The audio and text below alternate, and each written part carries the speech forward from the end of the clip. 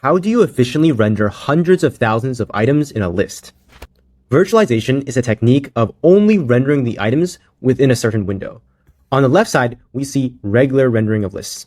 This can be fine for 1, 2, or even 100 items, but when the item rendering gets really expensive, or when you have a lot of items, this can become very inefficient. Instead, you can just show the visible viewport and only render the items within it. Let's take a look at how this works.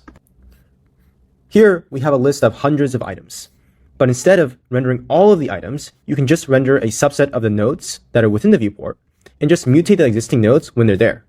A library I really like using is Virtua. It's super simple and works in a variety of frameworks. You can check it out if you're interested in implementing in your app.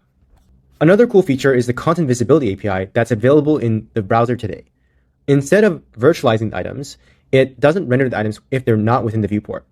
This may not be super helpful if you use a framework, but it may be helpful for parts of the page that are outside of the viewport on initial load. For example, here, this significantly reduced rendering because these items are not on the initial page.